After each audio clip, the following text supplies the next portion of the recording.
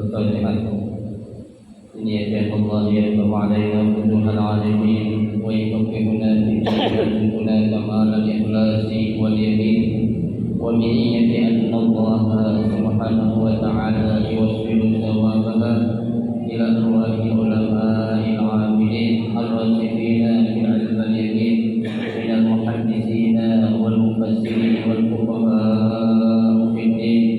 ونقص خاصة إلى مؤلف هذا الكتاب الشيخ محمد علي الصابوني أن الله سبحانه وتعالى ينفعنا بعلومه وفي بركة أسراره ويعلينا درجاته في الجنة.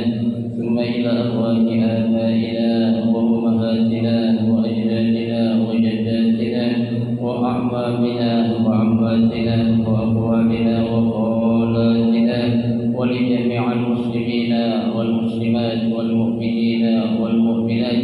ثم إلى أرواح المؤسس لهذا المسجد من المتبرعين والمتصدقين ومن بنى عليه ومن وقف بهذا المسجد أن الله سبحانه وتعالى يستر عيوبهم ويجعل قبورهم روضة من رياض الجنة. وإلى حضرة النبي المصطفى رسول الله صلى الله عليه وسلم شيء لله لهم الفاتحة.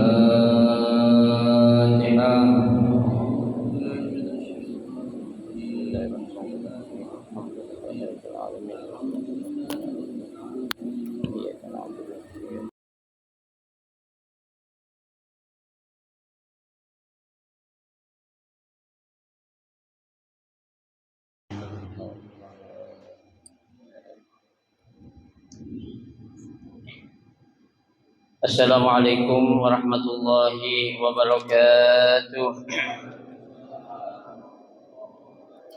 Bismillahirrahmanirrahim. Alhamdulillahi rabbil alamin. Wa bihi nasta'inu ala umuri dunya waddin. Wassalatu wassalamu ala asyrafil anbiya'i wal mursalin Sayyidina Muhammadin وعلى آله وأصحابه أجمعين. أما بعد فإن أصدق الحديث كتاب الله تعالى وخير الهدي هدي رسول الله صلى الله عليه وسلم وشر الأمور محدثاتها فإن كل محدثة بدعة وكل بدعة ضلالة وكل ضلالة في النار. رب اشرح لي صدري ويسر لي أمري واحلل عقدة من لساني يفقه قولي. آمين. سبحانك لا علم لنا إلا ما علمتنا إنك أنت العليم الحكيم. لا حول ولا قوة إلا بالله العلي العظيم. Para asatidzah, para hujjaj, para sepuh, bapak-bapak hadirin jamaah majelis taklim Masjid Jami' Al-Inabah yang dirahmati dan dimuliakan Allah Subhanahu wa taala. Alhamdulillah, kita bersyukur kepada Allah Subhanahu wa taala di malam hari ini Allah Subhanahu wa taala masih memberikan kepada kita karunia nikmat yang cukup banyak. Di antaranya adalah berupa nikmat sehat wal afiyah, nikmat panjang umur, terutama dua nikmat besar yaitu nikmatul iman wa nikmatul Islam, yang tentunya patutlah kita syukuri dengan barakah nikmat yang Allah Subhanahu wa taala berikan kepada kita. Alhamdulillah, kita dapat melangkahkan kedua kaki kita menuju tempat yang termulia di sisi Allah Subhanahu wa taala dalam rangka kita mencari ilmu serta kita mencari keridhaan Allah Subhanahu wa taala. Kita berharap mudah-mudahan rangkaian ibadah yang sudah kita kerjakan, yang sedang kita kerjakan dan yang akan kita kerjakan, kesemuanya Allah Subhanahu wa taala akan memberikan ganjaran pahala yang berlipat ganda. Ilmu-ilmu yang sudah kita pelajari mudah-mudahan Allah Subhanahu wa taala jadikan ilmu yang bermanfaat, dan yang akan kita pelajari mudah-mudahan Allah berikan kemudahan kepada kita untuk memahami dengan sebaik-baiknya. Amin. Allahumma amin. Hadirin jamaah sekalian yang berbahagia, mari kita akan lanjutkan kembali kajian kitab Safwatut Tafasir. Melanjutkan bacaan kita yaitu masih pada halaman 154 Dan malam hari ini kita akan melanjutkan membaca ayat yang ke-239. Ya, ayat yang ke-239.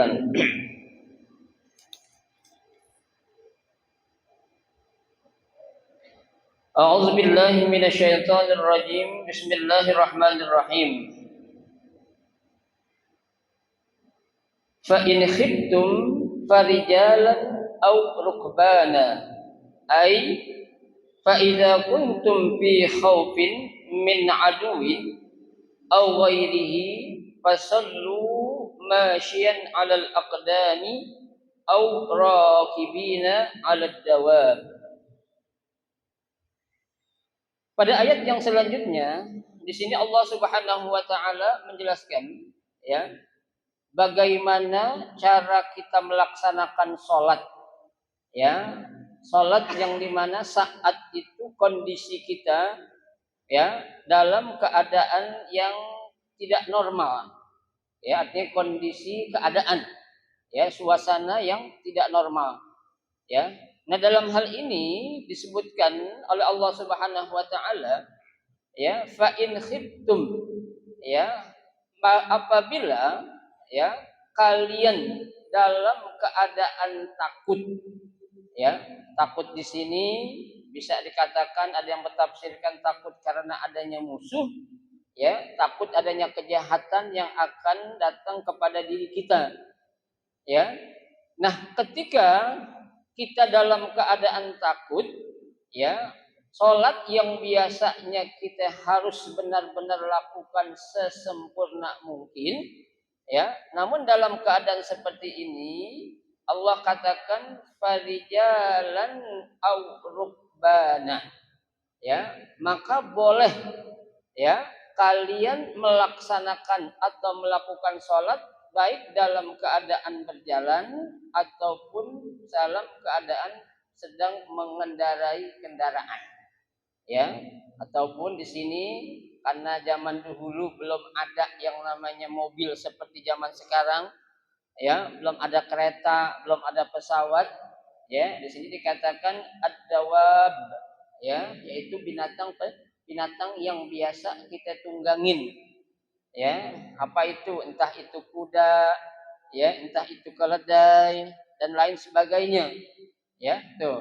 Nah di sini ditafsirkan oleh Al-Imam Muhammad Ali As-Sabuni, kata beliau, fa idza kuntum fi khaufin min aduwin, ya, maka apabila kalian dalam keadaan rasa takut terhadap musuh, ya, nanti dikatakan pula au ghairihi, bukan hanya dalam keadaan musuh, ya, dalam keadaan, ya, yang baru-baru ini sedang melanda dunia contohnya, ya, ada hal-hal yang akan membahayakan diri kita, ya, itu, ya, fasallu, maka sholatlah kalian, ya, alal aqdam.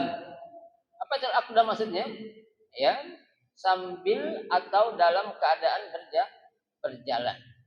Ya, ini seperti yang dipraktekkan oleh para pejuang-pejuang, ya, yang mereka sedang bertempur di medan pertempuran, ya. Kalau mereka sholat secara normal itu nggak mungkin, ya. Kenapa? Kalau melaksanakan sholat berjamaah secara bareng, tahu-tahu ada musuh yang akan menghantam kita, habis kita semua, ya. Nah dalam kondisi seperti ini nih, para pasukan yang tentunya mereka tidak akan mau meninggalkan sholat, maka diajarkan oleh Allah bagaimana caranya, yaitu dengan cara sambil berjalan, ya, itu nanti satu orang ruku, yang satu bangun, ya, yang satu bangun, satu ruku lagi, biar bisa saling memantau keadaan ataupun kondisi musuh yang ada. Ya, itu seperti itu diajarkan, ya, dalam agama Islam, ya. Ya, au rakibina 'alad dawab, ya, atau kalian sedang berada di atas kendaraan, yaitu hewan ataupun binatang-binatang yang biasa kita apain? Kita kendarai. Tadi yang saya katakan bisa jadi kuda, ya, bisa jadi keledai atau apalah namanya onta gitu ya. Nah itu boleh kita sholat di atas apa tuh kendaraan yang sedang kita naikin ya. Fa idza amintum ya, apabila kalian sudah merasa aman ya, artinya rasa takut ya, rasa khawatir yang ada itu sudah tidak ada lagi ya. Fazkurullaha kam fazkurullaha ya, maka apa, ingatlah Allah ya. Ingatlah Allah maksudnya apa, laksanakanlah sholat ya, kama 'allamakum ma lam takunu ta'lamun, sebagaimana Allah telah mengajarkan suatu ilmu yang kalian sebelumnya belum tahu cara melaksanakan sholat seperti dalam keadaan yang tadi itu ya. Berarti kan udah diapain, diajarkan oleh Allah Subhanahu wa taala dalam keadaan kita berjalan ataupun di atas kendaraan ya. Ada orang nanya, Ustaz, tuh kalau di atas kendaraan kita sholatnya gimana tuh? Ya, apa kita harus menghadap kiblat, kita berhenti, kita belokin kendaraan kita? Ya enggak mesti. Ya, karena kita sholat dalam keadaan apa itu? Darurat. Ya, arti darurat itu dalam keadaan ya terpaksa. Ya, bukan dalam keadaan normal. Ya, beda halnya kalau dalam kondisi normal enggak ada apa-apa, kita nggak boleh sholat sambil jalan, sholat di atas kendaraan nggak boleh ya. Nah ini istisnaian, pengecualian ini dikhususkan lantaran karena adanya ilat atau sebab yang membolehkan kita sholat sambil berjalan atau di atas kendaraan. Kenapa? Adanya rasa khauf ya. Apa tuh khauf? Rasa takut yang akan menimpa diri kita ya. Tuh makanya boleh ya. Jadi nggak ada alasan lah pokoknya buat kita umat Islam untuk tidak mengerjakan sholat ya. Jangankan dalam kondisi keadaan rasa takut yang sangat ya, dalam kondisi keadaan orang yang sakit dalam keadaan seperti apapun, kalau dia masih ingat sholat wajib ya, kecuali kalau memang kondisinya dia itu tidak memungkinkan seperti dalam keadaan koma ya nggak disuruh.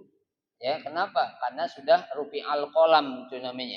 Ya, kewajibannya sudah diapain? Diangkat oleh Allah Subhanahu wa taala. Ya, tuh. Baik. Ai fa iza zalal khauf ya, yaitu apabila telah hilangnya rasa takut ya, wajah al-amnu ya, dan rasa aman telah ada, fa aqimus sholata, maka tegakkanlah sholat, mustawfiyatun li jami'il arkan ya, dengan melengkapi segala rukun-rukun yang ada ya. Itu kan kita tahu Bapak sekalian ya, kalau kita sholat itu kan di antara rukun sholat apa tuh? Kita harus berdiri, ya kan? Ya, berdiri kan bagi orang yang mampu. Ya, ya kalau orang nggak mampu berdiri, masa harus dipaksain? Kan nggak mungkin. Ya, itu kan rukun sholat tuh macam-macam. Ada yang bilang rukun sholat tuh ada yang bilang 13, ada yang 15, ada yang 17, tuh ada yang 19, macam-macam. Ya, yang selama ini kita tahu kan rukun sholat hanya berapa? 13. Ya, 13 doang. Ya, 17 ada juga, cuma agak langka tuh. Ya.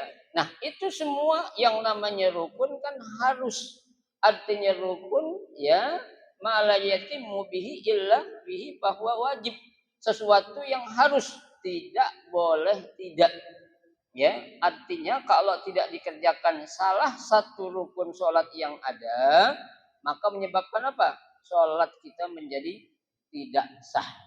Ya, nah ini ya, kalau dalam keadaan sudah normal, aman, dan rasa takut sudah tidak ada, maka disuruh kita mengingat Allah, yaitu melaksanakan sholat mustawfiyatan fil arkan, li jami'i al arkan ya, mencukupi semua atau melengkapi semua rukun-rukun yang ada dalam rukun sholat ya. Kama amarakumullah, ya sebagaimana yang Allah Subhanahu wa taala perintahkan, ya wa 'alal wajhil ladzi syara'ahu lakum, ya dan atas cara yang disyariatkan ya kepada kalian. Tuh, ya. Jadi syariat-syariat yang sudah diatur dalam agama kita, bagaimana kita mengerjakan sholat tuh rukun-rukunnya harus dilengkapi. Ya, rukun-rukunnya itu harus apa? Cukup, jangan sampai ada yang kurang.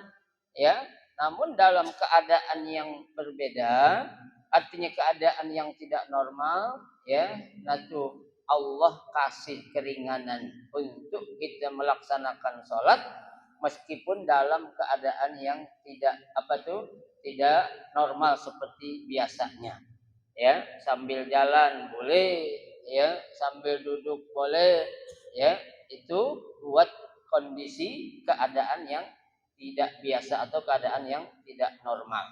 Ya, tapi kalau buat kita nih seperti kondisi keadaan kita sekarang ini normal nih, Pak boleh kita sholat sambil apa? Sambil jalan, boleh gak? Gak boleh, ya. Gak ngapa-ngapain, sholat di atas kendaraan, di atas motor sholat boleh gak? Gak boleh, ya. Karena kondisi kita dalam keadaan yang apa? Tidak membolehkan kita sholat sambil di atas kendaraan. Ya, Allahumma illa kecuali memang kondisi yang tidak memungkinkan tadi itu. Ya, baik.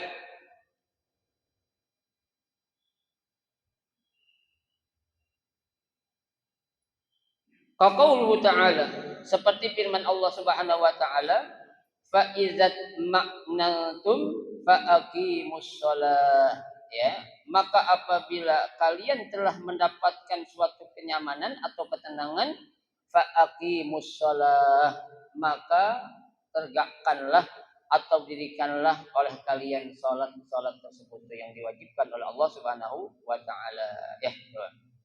Wa zikru fil ayah, ya, kata atau kalimat az-zikru dalam ayat tadi itu kan Allah katakan fazkurullaha, fazkuru. Maksud di sini bukan artinya zikir, tapi apa? Maksudnya adalah yuradu bihi as-shalah al-kamilah. Ya, maksudnya adalah salat yang dilakukan secara sempurna.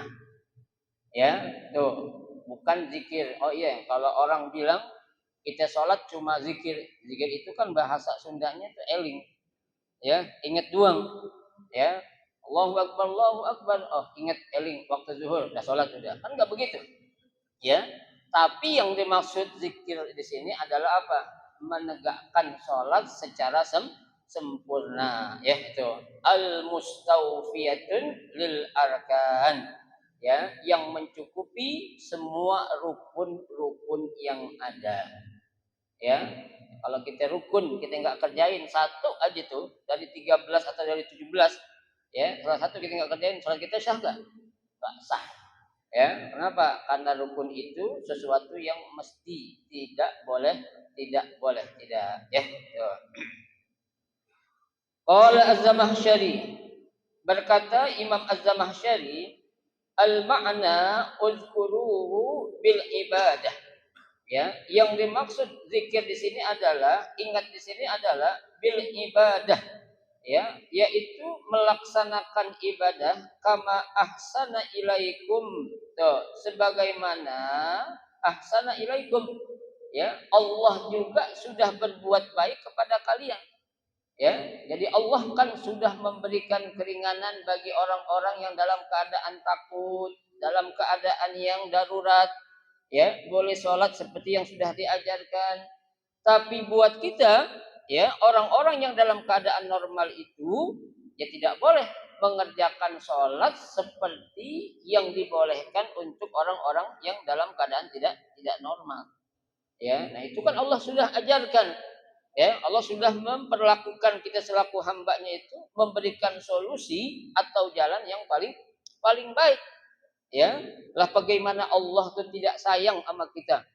Ya, satu ibadah yang merupakan tiang agama, ya, sholat itu kan tiang agama tuh. Ya, itu masih ada suatu keringanan yang Allah kasih. Ya, saat kita dalam keadaan yang apa? Yang tidak normal. Ya, tuh. Ini kurang baik apa? Ya, artinya ketika Allah sudah memberikan kebaikan seperti itu, maka saat kita tidak menemukan hal-hal yang mudarat atau hal-hal yang menyusahkan kita, udah kita kerjakan sholat sesempurna mungkin. Ya, sebaik mungkin. Ya, bukan hanya sekedar sholat itu untuk menggugurkan kewajiban doang. Ya, kan zaman sekarang banyak bapak-bapak sekalian, ya, orang itu sholat hanya sekedar apa? Menggugurkan kewajiban. Ya, padahal yang namanya sholat kan Allah sudah jelaskan. Ya, tuh, innas sholata kanat apa ayatnya itu? Ya, sholat itu ya akan mencegah dari perbuatan keji dan munkar, ya kan? Tapi banyak orang kalau kita menilai ada orang sholatnya rajin, ya jamaah, ya kan rapi bajunya itu, ya.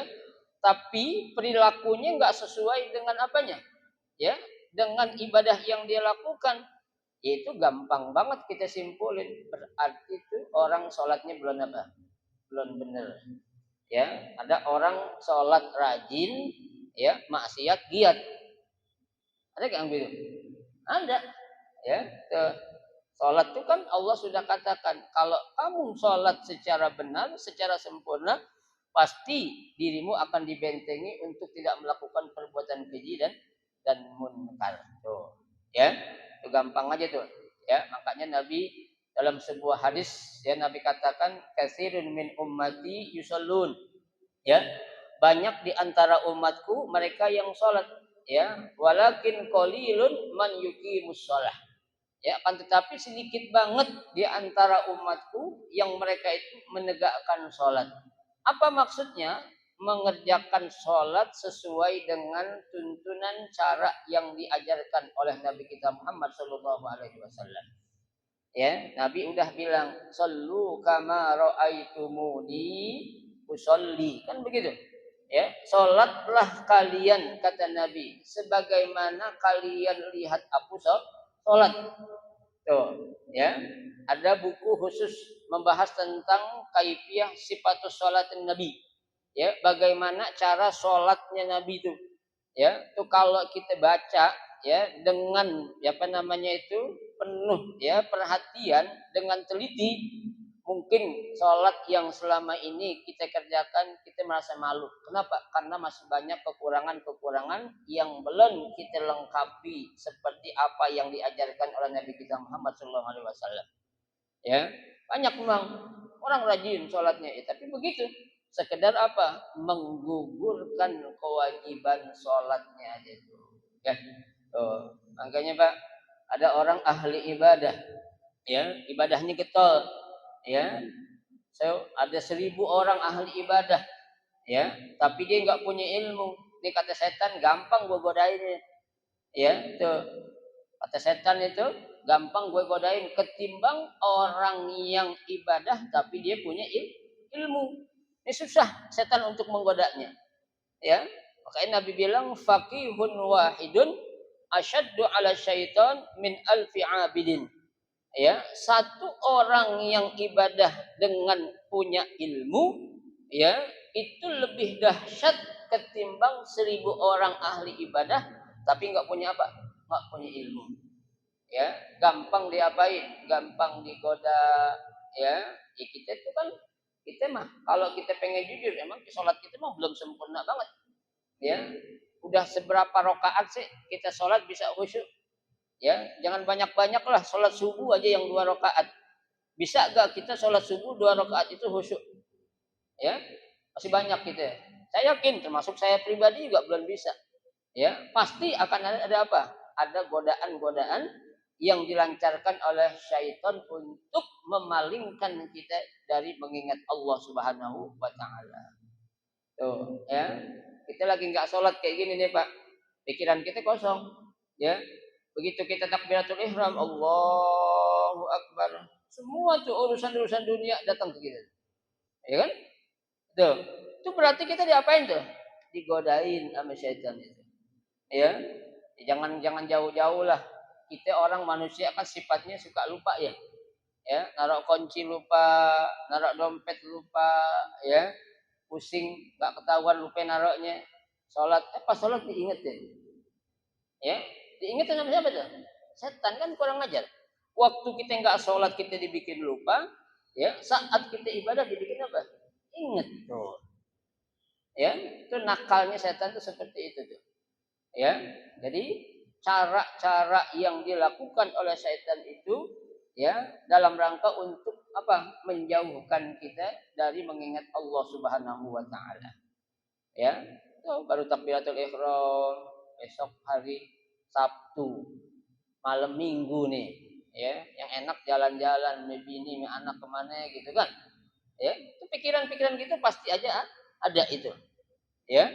Ya seharusnya urusan-urusan dunia saat kita sedang beribadah apalagi sholat tuh urusan dunia diapain dulu tuh, ya, disimpan dulu dah, ya, jangan dicampur aduk antara urusan dunia dengan urusan akhirat, nggak bisa, ya, tuh kan Nabi sudah bilang ad-dunya darun liman la daralahu, kata Nabi. Ya, dunia ini kata Nabi merupakan tempat tinggal bagi orang yang nggak punya tempat tinggal. Ya, kenapa Pak? Ya karena dia mengatakan mengartikan dunia ini, ya, tempat tinggal yang sesungguhnya untuk dia. Padahal buat kita yang namanya dunia ini kan apa sih? Ya, innamal hayatud dunya la'ibun walahun. Tuh, kehidupan dunia yang ada tidak lain hanya sekedar apa? La'ib. Apa itu laib?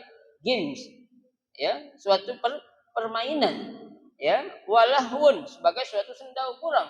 Yang namanya permainan, Pak, secanggih apapun, seramai apapun pasti bakal apa? Berakhir. Ya, orang sejago apapun di dunia, sekaya apapun, ya, sepinter apapun, sekuat apapun pasti bakal apa? Ada masanya. Ya, tuh. Tapi kalau yang namanya kehidupan akhirat itu nggak akanlah ada batasnya.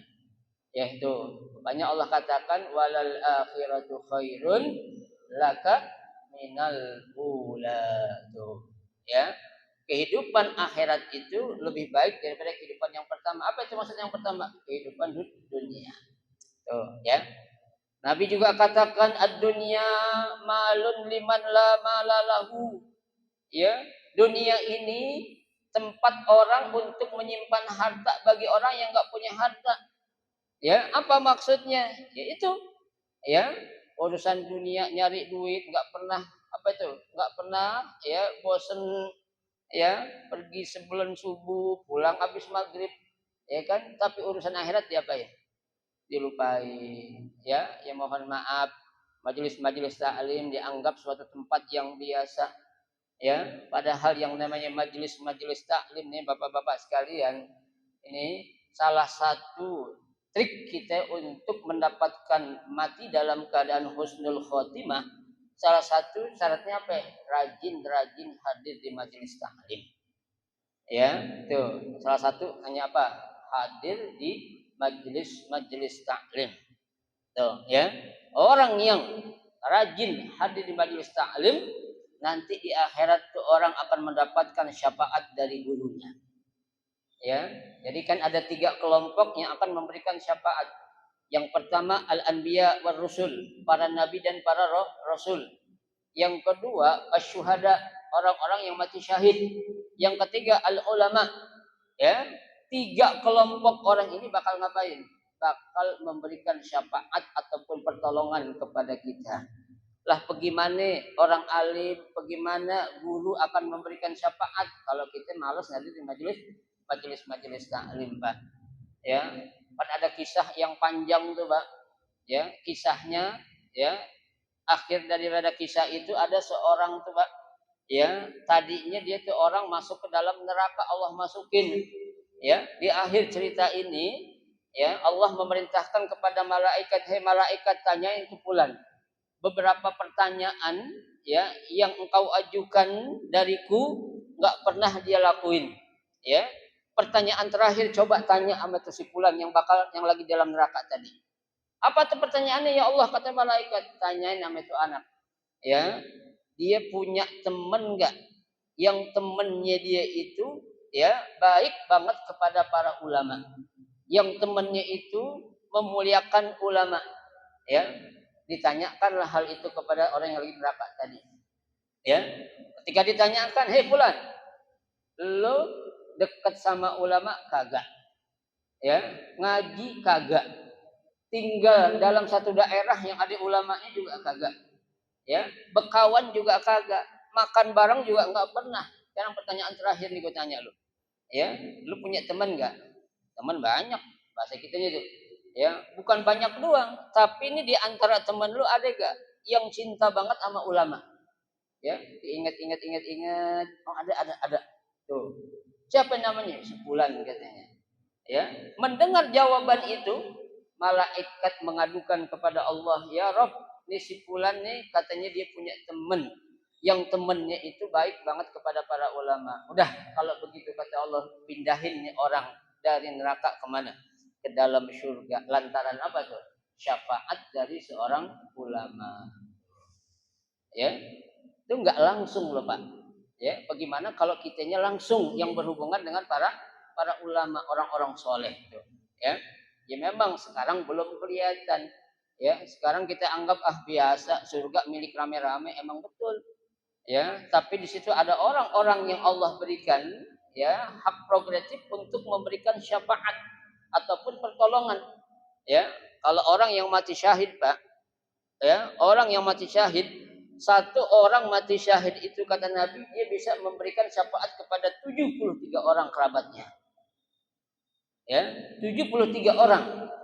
Bayangkan, seperti orang yang meninggal dunia di kota suci Mekah ataupun Madinah. Ya, itu kan kelompok orang-orang yang mati apa tuh? Mati syahid. Ya, makanya jangan merasa sedih dah kalau ada saudara kita, keluarga kita meninggal di kota suci Mekah dalam keadaan husnul khotimah ya. Beda, su'ul khotimah jelas, beda lagi. Mau mati di mana juga dalam Ka'bah juga kalau su'ul khotimah enggak akan dijamin masuk surga. Ya, tapi buat mereka yang ikhlas menerima qada dan qadar Allah, dia meninggal dalam keadaan husnul khotimah, lagi mau umroh, lagi tawaf, tuh orang sudah dikatakan termasuk kelompok orang-orang yang mati syahid. Ya, orang yang mati di tanah suci Mekah dan Madinah, jangankan masuk neraka Pak, ditanya aja di dalam kubur kagak. Coba, nggak akan ditanya dalam kubur. Ya, udah mereka itu akan langsung masuk ke dalam surganya Allah. Bukan saja tuh orang yang masuk surga, tapi Allah berikan kepada dia, cari kerabat-kerabat terdekatmu, 73 orang engkau berikan syafaat. Ya, ajak mereka tuh untuk bisa masuk ke dalam surga. Itu orang-orang yang mati syahid. Ya, kita ya mati syahid ya bukan nggak mungkin, kayaknya jauh dah. Ya, itu udah kita mati yang yang husnul khotimah aja dah. Ya, yang husnul khotimah. Ya, kita rajin ngaji. Ya, demen sama para ulama. Nah itu insya Allah akan mendapatkan syafaatnya tuh. Apalagi sampai ketiga-tiganya Pak memberikan syafaat kepada kita. Ya, para nabi, para rasul masih syafaat ke kita. Orang-orang yang mati syahid masih syafaat kepada kita. Orang-orang alim mati syafaat kepada kita. Oh, ini luar biasa betul. Ya, langsung Allah bakal masukin kita, kumpulin ke surga bersama siapa? Bersama Nabi kita Muhammad Shallallahu Alaihi Wasallam. Ya, jadi cara itu kita tegakkan sholat dengan sebaik-baiknya. Ya, kalau kita ingin masuk mati dalam keadaan husnul khotimah. Ya, baik.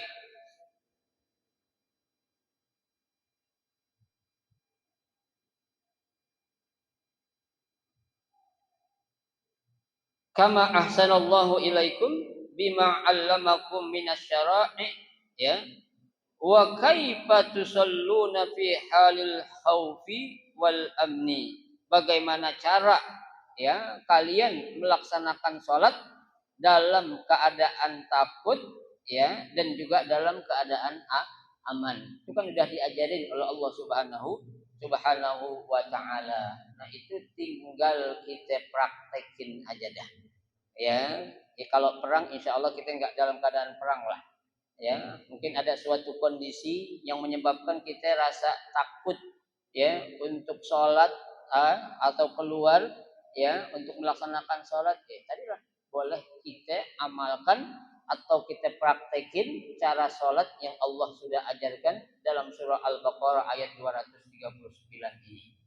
Ya, itu insya Allah sholat kita apa ya? Diterima oleh Allah Subhanahu wa Ta'ala. Ya, jadi jangan ada perasaan apa ya? Perasaan takut ya atau khawatir, apalagi perasaan biarinlah gua nggak sholat, Tuhan juga tahu kondisi kayak gini, nggak boleh. Ya, nggak bisa. Itu alasan-alasan yang kita ambil berdasarkan apa itu? Ijtihad kita sendiri, nggak boleh. Ya, yang namanya ijtihad itu ya dia boleh berijtihad apabila dia memang termasuk ke dalam kelompok orang-orang yang diperbolehkan untuk berijtihad. Ya, nah kalau kayak kita Pak, ya sejauh mana ya bekal apa ya ilmu apa yang kita punya kalau kita berani berijtihad seperti ya orang-orang yang punya ilmu, nggak bisa. Ya, yang ada nanti kalau kita nggak punya modal, nggak punya syarat ya yang membolehkan kita untuk berijtihad, nantinya akan menjadi suatu apa? Ijtihad yang dolun mudillun. Ya, ijtihad yang akan apa? Sesat dan juga menyesatkan. Ini naudzubillah min dzalik, jangan sampai ya. Nah, Bapak sekalian, ini saja dulu satu ayat kita baca ya, ayat 239 tentang bagaimana cara sholat yang Allah ajarkan kepada kita saat dalam keadaan kita kondisi yang tidak apa namanya, yang kondisi tidak dalam keadaan normal ya. Nah nanti insya Allah ya pada malam Sabtu yang akan datang Allah akan menerangkan bagaimana hukum seorang istri yang menjalankan iddah saat dia ditinggal wafat oleh suaminya seperti apa. Insya Allah akan kita bahas, akan kita kaji pada pertemuan malam Sabtu yang akan datang. Mudah-mudahan sedikit yang kita pelajari menjadi ilmu yang bermanfaat buat kita. Amin ya rabbal alamin. Ada yang mau ditanya? Silakan. Ya.